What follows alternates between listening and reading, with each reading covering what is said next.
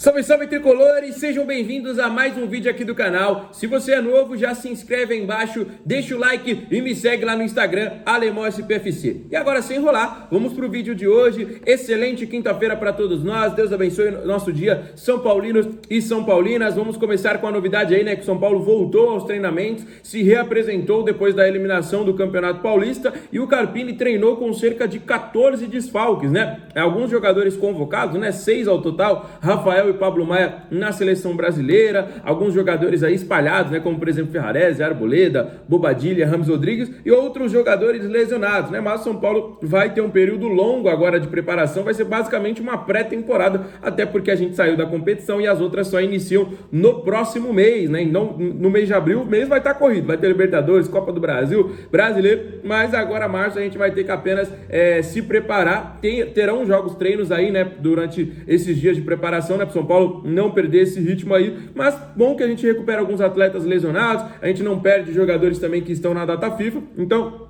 sempre tem aquele lado positivo, negativo, obviamente a gente gostaria de ainda estar no Campeonato Paulista, mas faz parte e bola pra frente, né? Vamos trazer algumas atualizações para vocês, primeiramente do Pablo Maia, né? O Pablo Maia que está com a seleção brasileira e essa convocação serviu muito, mas muito de vitrine pro atleta, galera. Vale lembrar que o Brasil vai pegar a Inglaterra e também a Espanha e terão alguns olheiros, exatamente, terão alguns olheiros de alguns clubes ingleses de olho na contratação do Pablo Maia, galera, exatamente. Você não entendeu errado, o jogador já foi sondado por muitos clubes da Premier League, Fulham, Newcastle, Arsenal, Brighton, muitos times ficaram realmente de olho aí no Pablo Maia e esse jogo contra a seleção inglesa em Londres, né, neste próximo sábado, vai servir aí como um parâmetro para o Pablo Maia ver como ele se sai aí, provavelmente ele não pode jogar, né, mas o jogador está sendo avaliado aí nesta semana de treino, galera, então vamos analisar porque a gente sabe, né, muita gente fala, o jogador aí quando é convocado é meio que uma jogada de empresário, né? Porque às vezes ele é convocado e logo depois ele é vendido, né? Então vamos ficar esperto porque podemos perder o Pablo Maia na janela do meio do ano. São Paulo já conseguiu segurar no início, né? Porque vendeu o Beraldo,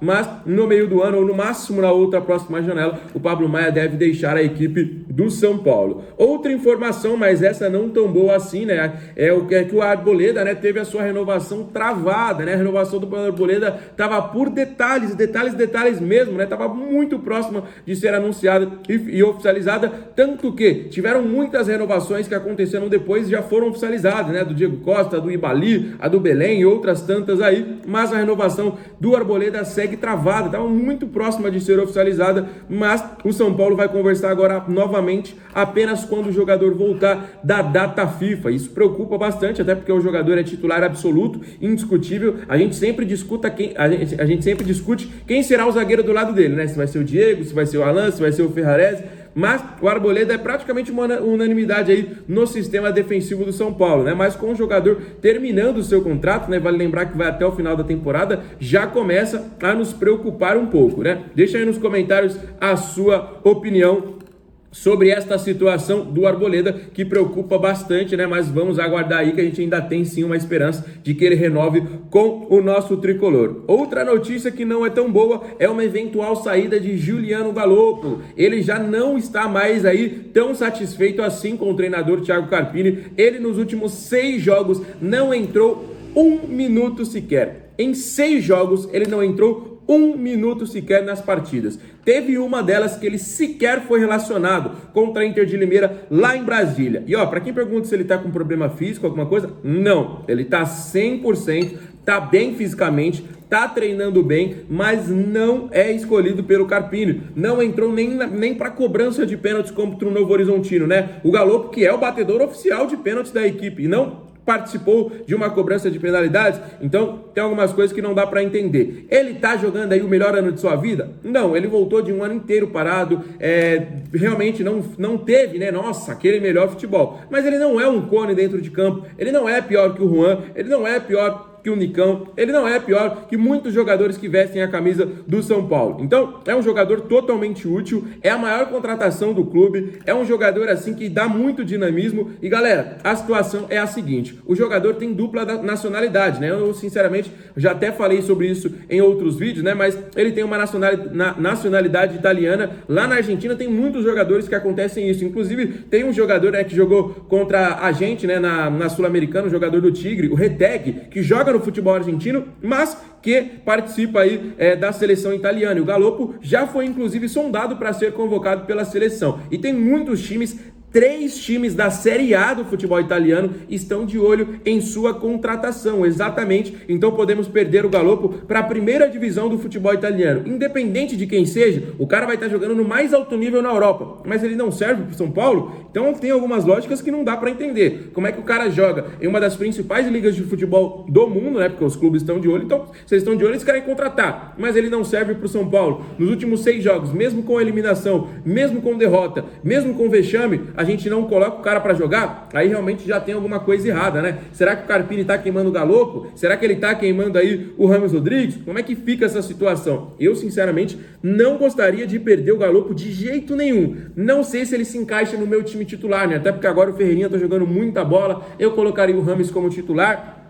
Então, não sei sinceramente como é que eu encaixaria o Galopo, mas ele poderia ser um 12º, um 13º jogador que entraria em todas as partidas, né? Até porque a gente tem 5 substituições, então a gente tem que utilizar. E o Galopo, para mim, é um dos jogadores importantes desse nosso elenco e não pode ser descartado tão facilmente e descartado para um futebol italiano, porque se você empresta um jogador, se ele vai para uma outra liga de menor expressão ou para um clube que não é nosso rival, ainda até beleza, a gente até entende. Mas um jogador que dá um salto indo para a Europa, para o futebol italiano, não serve para o São Paulo, então o que está acontecendo? Não dá realmente para a gente entender toda essa situação, né? Deixa aí nos comentários a sua opinião e se alguém souber, né, a explicação aí de tantos argentinos terem essa dupla nacionalidade aí também com a seleção italiana, deixa aí nos comentários a explicação pra gente, quem tiver a explicação certinha aí, vou até fixar o comentário no topo para todo mundo que está nos assistindo entender também, né? A gente viu, por exemplo, aí como o Retegui, como o Galopo, né? O Piton vencendo, né? Não é argentino, né? Mas o Piton vencendo, o Piton do Vasco, né? Vencendo, inclusive, sondado aí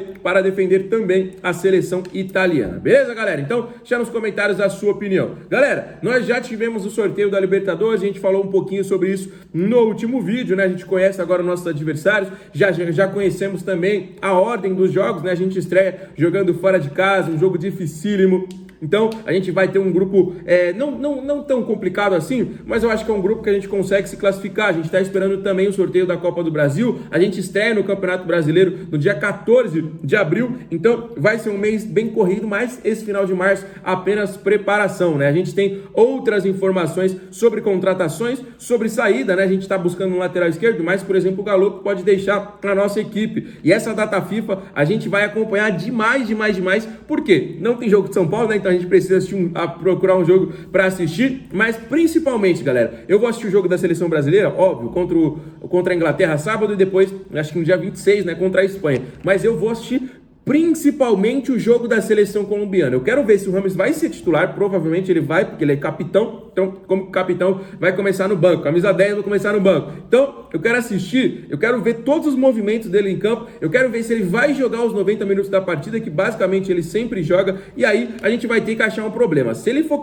capitão, se ele for titular e jogar os 90 minutos, aí de duas uma. Ou é o Carpini, ou é o James Rodrigues. Não tem outra explicação, porque um cara deste porte, um cara desse nível, ele não é camisa 10 de uma seleção à toa, ele não é capitão à toa, ele não jogou onde jogou à toa. Então, ou é o Carpini o problema, ou é o James Rodrigues o problema. Não sei se é pessoal, não sei o que acontece, mas a gente vai acompanhar, certeza que os 2 jogos que a Colômbia for jogar, a gente vai assistir. Obviamente a gente vai assistir a Venezuela do Ferrarese, o Equador aí do Arboleda, do Paraguai, do Bobadilla e nossa seleção. Mas a Colômbia eu vou dar um foco total e com certeza eu vou trazer 100% das atualizações aqui para você, galera. Porque ele é simplesmente idolatrado no futebol colombiano. E não é para menos, porque é um jogador assim é um masterclass, é um jogador de altíssimo nível, é um jogador de muita qualidade. Então, com certeza ele pode aparecer aí na escalação principal, com toda a moral que ele tem. Todo mundo simplesmente ama o James Rodrigues